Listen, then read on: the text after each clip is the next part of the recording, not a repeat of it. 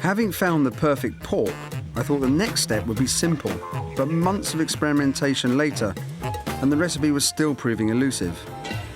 The other thing that I've completely changed my thoughts on is filler. I thought at the beginning of this journey, well, if I'm going to try and make the perfect banger, I don't want any filler because filler's cheap and nasty, and it's something that mass-produced sausages contain because you don't have to use as much meat and replace it with cheap old filler. But you know what? There's something about the texture and an element of flavour that the filler brings to the sausage that for me just makes it a banger. In here, I've toasted some bread, just plain old British sliced bread. What's important though is it has to be toasted all the way through, completely dry. And that goes into a container and then covered with hot water. And we'll leave that to infuse for about an hour.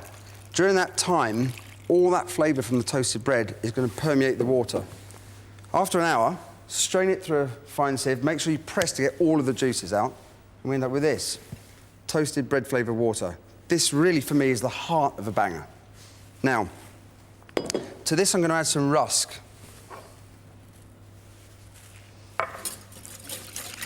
And then all of my seasonings. I've got some black and white pepper, some ginger, nutmeg, and mace. Here's some golden syrup. This is going to add some colour, and also the sweetness is going to balance with the spices really well.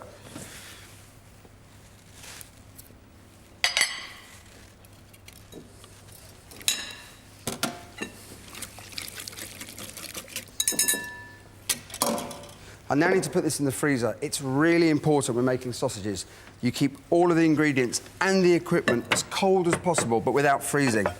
Now for the meat. This pork's from a middle white pig, and I've gone for leg. The reason I've chosen leg is because the muscle structure in the leg has a very good ability to hold on to moisture, and that's going to mean our sausage is going to be much more succulent. Salt. Now we need to blend the salt and the meat together.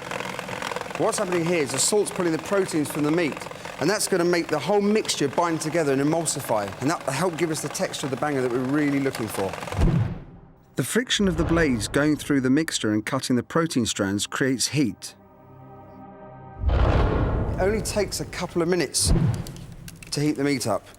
We're at 10 degrees now, which is as warm as you want to get it. Now, it's got to go straight back in the freezer. Here's some that I've already chilled.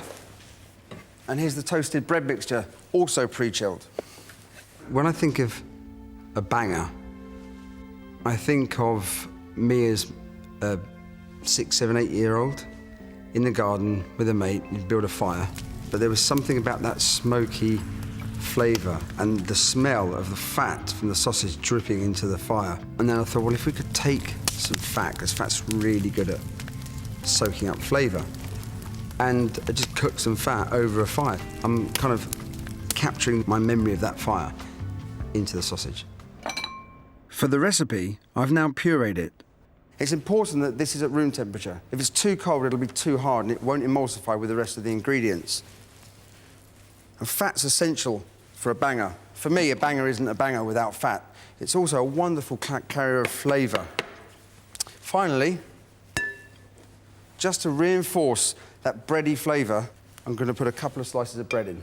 Now we need to blend all of these ingredients until we've got something that resembles a dense, thick puree. If you've got too many ingredients in here, it will take longer and longer to mix, and the longer it spends in here, the warmer it's going to get.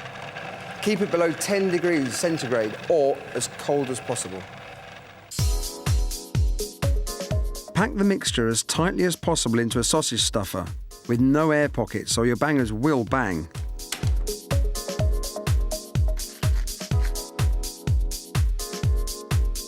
Next, take some natural sausage casings. Wash carefully both inside and out, since they come packed in salt, which needs removing. You see the water running down the inside. Wash the salt out. Feed the casing onto the nozzle and leave to soak for 5 minutes in cold water. Once attached, make sure the end of the nozzle is clear and force the meat through until it appears.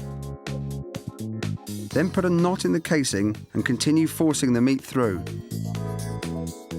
Work quite quickly.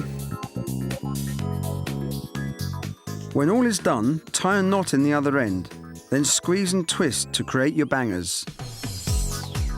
Alternate the direction, so clockwise with the first one, anti-clockwise with the second. And there we are.